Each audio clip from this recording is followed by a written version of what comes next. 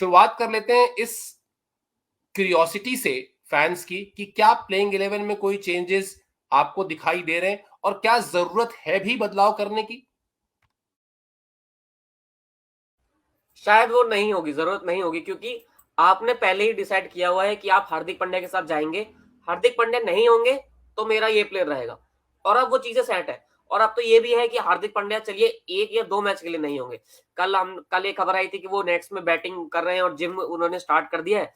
तो ऐसे में सिर्फ ये क्योंकि 1 या 2 मैच की बात है, तो आप सूर्य कुमार यादव और शार्दुल ठाकुर के साथ ही जाएंगे या शमी के साथ ही जाएंगे।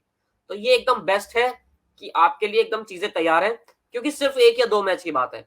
और इन दो जो अभी नए प्लेयर्स आए हैं, सूर्य कुमार यादव आए हैं, उनका टेस्ट होना अभी बाकी है। सिर्फ एक मैच में अगर वो कम रन पर आउट हो जाते हैं, और वो तो पिछली बार तो चलो एक वो गलती हो गई कि रन आउट हो गए, लेकिन सिर्फ एक मैच से बाहर बैठा देना, ये शायद सूर्य कुमार यादव के साथ भी गलत होगा। क्योंकि अगर मौका मिल रहा है, उनके साथ उनके लिए जगह है, तो शायद उनको खिलाना चाहिए। 1 या 2 मैच उनको खिलाना चाहिए। और यही चीज है, हार्दिक पांड्या जब तक ना आए तब तक आप इसी प्लेइंग 11 के साथ जाए, और ये समझना भी चाहिए। हाँ, ये हो सकता है कि आज जैसे लखनऊ में मैच है, तो शायद हमको देखना हो सकता है कि स्पिनिंग ट्रैक हमको मिल जाए, तब यहाँ तीसरे तेज गेंदबाज की जगह अश्विन की एंट्री हो सकती है। अब कप्तान, अब ये देखना होगा कि कप्तान कितना रिस्क लेते हैं, क्या वो अश्विन को उनको खिलाएंगे या नहीं खिलाएंगे।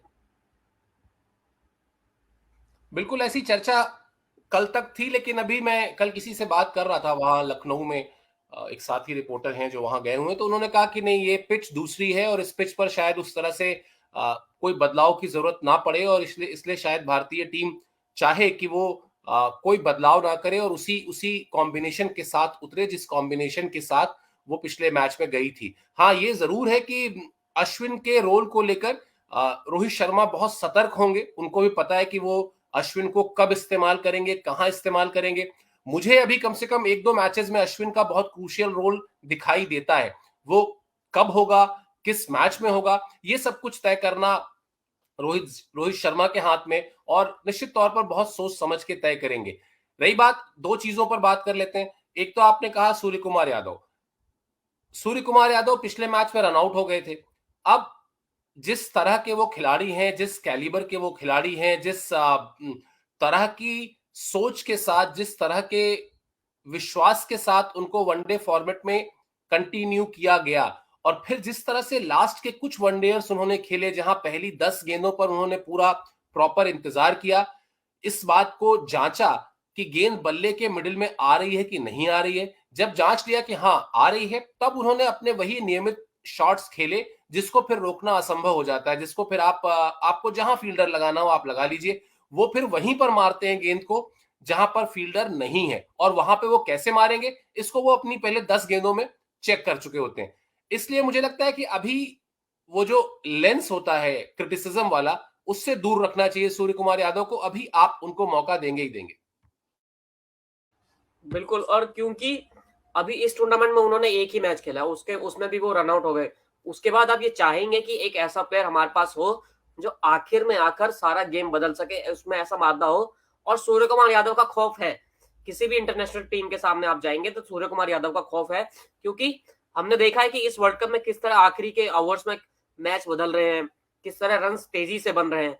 तो अगर आप 280 के आसपास हैं, तब आपको चाहिए कि यार हमको ये स्कोर 330 या 340 पहुंचाना चाहिए। तब आपको लगेगा कि हाँ, आखिरी 5 ओवर में सूर्य आकर कुछ ना कुछ कर सकते हैं, और उनको भी कॉन्फिडेंस आएगा। और मुझे याद है कि आपको एक आर्टिकल वो याद आ रहा है कि मुझे वनडे का फॉर्मूला जो क्रैक सूर्य कुमार यादव ने किया था, वो बिल्कुल वही फॉर्मूला है। और शायद सूर्य कुमार यादव को वो चीज थोड़ी देरी से समझ आई, या वो उसको अप्लाई थोड़ी देरी से कर पाए, कि आपको ये T20 नहीं है कि आप पहली बॉल से जाकर हिट कर दे। शायद आपको स्टार्टिंग के 5 या 6 बॉल या 10 बॉल आपको सम्मान देना होगा उस गेंदबाज को, उस माहौल को, उस वनडे के माहौल को। अगर आप वो चीज कर सकते हैं, और आपके पास ये वनडे में आपके पास असल में थोड़ा मौका है। अगर आप 40वें ओवर में आ रहे हैं, तो आप देखेंगे कि 42वें ओवर तक मैं थोड़ा जम जाऊं, क्योंकि सामने वाला प्लेयर भी जमा हुआ है, तो उसको मौका दिया जाए। जब आप चीजें आपकी सेटल हो जाए, उसके बाद आपके पास पूरा मौका है कि आप अटैक करें। और इस लिहाज से सूर्य कुमार यादव एक बड़े क्रूशियल प्लेयर हो सकते हैं। और वो भी चाहेंगे कि वर्ल्ड कप में कम से कम एक मैच उनके नाम ऐसा हो कि जहां दिखे कि मैंने ये पूरा वर्ल्ड कप का मैच अपने दम पर पूरा बदल दिया। बिल्कुल मोहित, सपना तो यही होता है खिलाड़ी का ना। अगर आप देखें, मान लेते हैं एक खिलाड़ी के जीवन चक्र को अगर समझने की कोशिश करें, भाई आप 6 7 साल 8 साल की उम्र में बल्ला लेके जाते हैं किसी एकेडमी में, वहां से शुरू करते हैं खेलना। फिर पहला पहला ख्वाब होता है कि स्कूल की टीम में चुन लिए जाए, स्कूल की टीम से फिर डिस्ट्रिक्ट की टीम में, फिर स्टेट की टीम में, फिर नेशनल टीम में, यहां तक भी चलिए आप पहुंच जाते हैं। तो उसके बाद आपका सपना यही तो होता है कि हाँ आप वर्ल्ड कप की टीम में आ जाए। अब वर्ल्ड कप की टीम में भी आप जब आ जाते हैं तो फिर दो ही सपने रह जाते हैं। एक, उस सपने में वर्ल्ड कप आपके हाथ में हो, और दूसरा यही कि किसी एक मैच में आपकी परफॉर्मेंस ऐसी हो जहां लोग कहें कि हाँ साहब ये काम उस मैच में सूर्या ने किया था। 2011 में जब भारतीय टीम ने वर्ल्ड कप जीता था तो युवराज सिंह तो वर्ल्ड कप की ट्रॉफी के साथ लेटे थे। मतलब उनको इस कदर ऑब्सेशन था उस ट्रॉफी का, या प्यार था या सम्मान था उस ट्रॉफी के प्रति। और मतलब हेड्स ऑफ टू हिम, जिस तरह की परफॉर्मेंस उनकी थी। आप वो हर खिलाड़ी चाहता है कि वर्ल्ड कप का नाम आए तो तुरंत याद आ जाए कि अच्छा यार ऑस्ट्रेलिया वाला मैच वो तो युवराज सिंह ने जिताया था, या 83 में चले जाए आप। तो ये हर खिलाड़ी की चाहत यही होती है जो सूर्या की होगी। हार्दिक पांड्या पर भी बात कर ही लेते हैं मोहित, क्योंकि इंपॉर्टेंट है वो भी। और टीम इंडिया ने बिल्कुल एकदम क्लियर मैसेज भी दे दिया है एक तरीके से कि वो इंपॉर्टेंट है, इसलिए हम उनका वेट करेंगे, हमको कोई रिप्लेसमेंट नहीं चाहिए। अब एक खिलाड़ी, और ये बिल्कुल वही इक्वेशन है जैसा शुभमन गिल के साथ था। अगर आप याद कीजिए इस वर्ल्ड कप की शुरुआत में डेंगू हो गया, कोई कुछ नहीं कर सकता। वैसे ही हार्दिक पांड्या को चोट लग गई, कोई कुछ नहीं कर सकता। टीम मैनेजमेंट का मैसेज शुभमन गिल को भी बड़ा साफ था कि आप बिल्कुल पॉजिटिव अप्रोच के साथ अपनी फिटनेस पर काम कीजिए, आप फिट होकर आएंगे, आपकी जगह सुरक्षित है। अपने मन में कोई डाउट मत आने दीजिए कि अगर ईशान किशन ने सेंचुरी मार दी तो कहीं ऐसा ना हो मुझे मैच ना मिले, या कुछ और हो गया तो कुछ, मतलब जो ये किंतु परंतु चूंकि लेकिन जैसे शब्द दिमाग में आते हैं, इनसे दूर रहिए। हार्दिक पांड्या को लेकर भी अप्रोच यही है कि बॉस फिटनेस पर ध्यान दो, अपने आप को ठीक करो। अपना जो आपका परफॉर्मेंस है 140 किलोमीटर पर आवर की स्पीड वाली गेंदबाजी और मिडिल ऑर्डर में बल्लेबाजी, जिस दिन उसके लिए अपने आप को फिट पाओगे बस एक मैसेज कर देना, आई एम अवेलेबल, टीम में आपकी जगह सुरक्षित है। प्रोसेस भी ठीक है, और शायद हार्दिक पांड्या को इससे ज्यादा कॉन्फिडेंस और दिया भी नहीं जा सकता। उन्हें भी अच्छा लग रहा होगा कि टीम मेरा इंतजार कर रही है। बिल्कुल, और जब से हार्दिक पांड्या वापस आए हैं चोट के बाद से, अब टीम के वाइस कैप्टन है, तो उनके साथ ये चीजें हैं और उन्होंने एक जगह कमाई है। क्योंकि एक बॉलर, एक तेज गेंदबाज अगर आपको 10 ओवर दे सकता है, 10 ओवर भी नहीं तो 4 या 5 ओवर ऐसे वो दे सकता है जिसमें वो एक विकेट निकाल दे रहा है या सामने वाली टीम पर प्रेशर बना दे रहा है, तो और उसके बाद वो मिडिल ऑर्डर में आकर तेजी से भी खेल सकता है। हार्दिक पांड्या सीनियर हो गए हैं तो अब वो संभल कर भी खेल सकते हैं, मैच सिचुएशन को भी जानते हैं और ऑन ग्राउंड एक लीडर भी है क्योंकि अब वो कप्तानी भी करते हैं। तो अगर इतना बड़ा पैकेज आपको एक मिल रहा है तो आप क्यों नहीं उसको टीम में रखना चाहेंगे।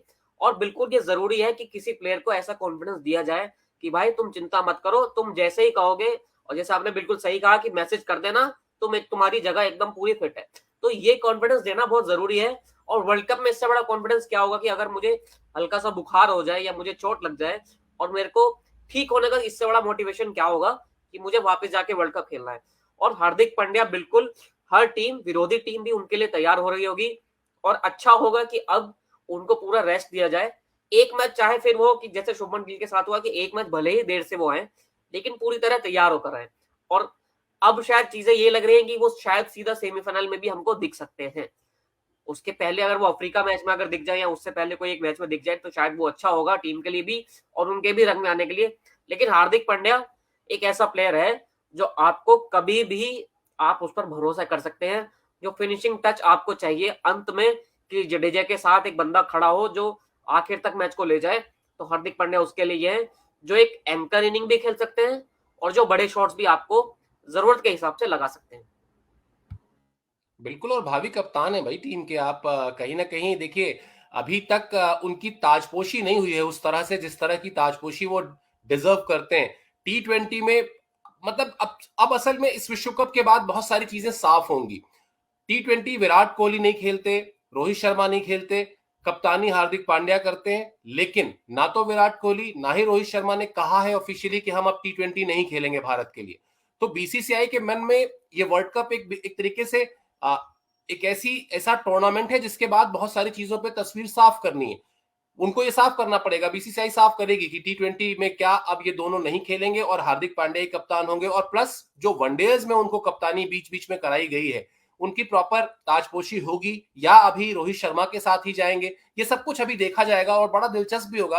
लेकिन जो बात आपने कही, 2011 वर्ल्ड कप के ठीक पहले मुझे याद है मोहित, प्रवीण कुमार को चोट लगी थी, प्रवीण कुमार को रिप्लेस किया गया, उनकी जगह श्रीशांत लाए गए, और पिछले 12 साल में प्रवीण कुमार को लेकर आपने बहुत सारी खबरें ऐसी पढ़ी होंगी जो नेगेटिव खबरें हैं, जो दिखाती हैं कि कितनी फ्रस्ट्रेशन में वो रहे, उनसे गलतियां हुई, और कहीं ना कहीं उसके पीछे उस वक्त जो उनकी फॉर्म थी और जिस तरह से उनको बाहर जाना पड़ा, वो कुंठा, वो फ्रस्ट्रेशन उनके मन में अभी भी है। वो बताते हैं, कहते हैं इस बात को।